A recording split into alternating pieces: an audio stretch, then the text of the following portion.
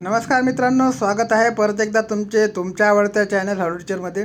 मित्रांनो, MPSC clerk जे court केस सुरू आहे मॅट कोर्टामध्ये, तर त्याची जी अपडेट आहे ती अपडेट आपल्याकडे आलेली आहे. ठीक आहे, तर याच्यामध्ये पुढील सुनवाई जी आहे मित्रांनो 30 तारखेची सांगण्यात आलेली आहे. ठीक आहे, म्हणजे पुढील जे सुनवाई होणार आहे ते 30 तारखेला होणार आहे. ठीक आहे, तर याच्या अगोदर मी तुम्हाला सांगू इच्छितो की MPSCने जे आहे ते मॅटमध्ये आपले ॲफिडेविट सादर केलेलं आहे. ठीक आहे, आता पुढची तारीख कशासाठी देण्यात आली ते सुद्धा मी तुम्हाला सांगणार आहे. त्याच्या अगोदर जी तारीख होती मित्रांनो, आपल्याकडे 13 तारीख होती. मी तुम्हाला अपडेट माहिती टेलिग्रामच्या चॅनलच्या माध्यमातून नेहमी देत असतो. इथं बघू शकता तुम्ही, स्किल टेस्ट मॅट केस आजची सुनवाई उद्या होणार आहे अशी माहिती मिळालेली आहे.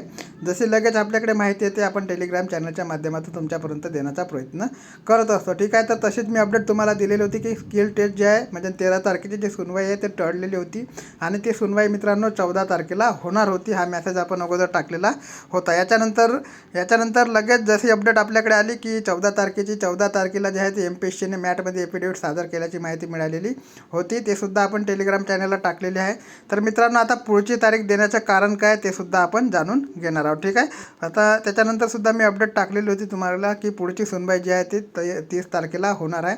तर याच्यामध्ये मित्रांनो MPSCने आपले ॲफिडेविट सादर केला आहे कोर्टामध्ये 14 तारखेला, परंतु TCS कंपनीने अजूनपर्यंत आपलं जे ॲफिडेविट आहे ते सादर केलेलं नाही. ठीक आहे, किंवा त्यांचे काय समस्या होत्या किंवा त्यांचे काय मुद्दे होते ते काही जे आहे TCSकडून सबमिट करण्यात आलेलं नाही. त्याच्यामुळे TCSला पुढची तारीख देण्यात आलेली आहे 30 ऑगस्टला ॲफिडेविट त्यांना सादर करायचं आहे. ठीक आहे, तर त्यांना हमीपत्र द्यायचं आहे किंवा त्यांना एक आपल्याला जे म्हणता येईल ॲफिडेविट द्यायचं आहे की त्यांनी ज्या एक्झाम कंडक्ट केल्या त्याच्यामध्ये कसल्याही प्रकारच्या चुका नव्हत्या.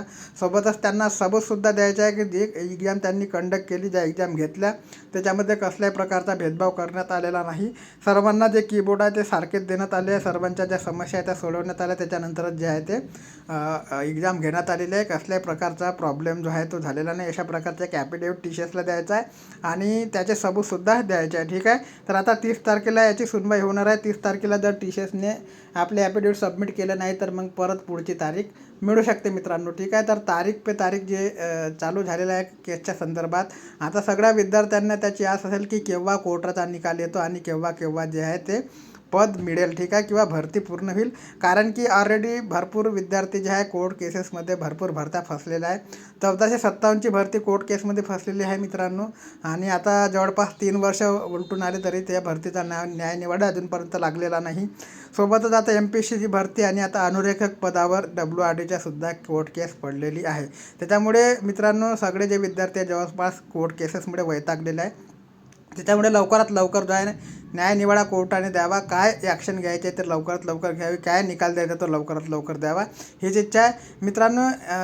तोपर्यंत आता अशी काही अपडेट आपल्यापर्यंत आली तर चॅनलच्या माध्यमातून म्हणजे हॅलो टीचर या चॅनलच्या माध्यमातून, यूट्यूब चॅनलच्या माध्यमातून आणि टेलिग्राम हॅलो टीचर YT या चॅनलच्या माध्यमातून तुमच्यापर्यंत नेहमीप्रमाणे पोहोचवण्याचे कार्य केले जाईल. तोपर्यंत मित्रांनो, जय हिंद, जय महाराष्ट्र, जय शिवराय आणि स्वातंत्र्य दिनाच्या सर्वांना हार्दिक शुभेच्छा.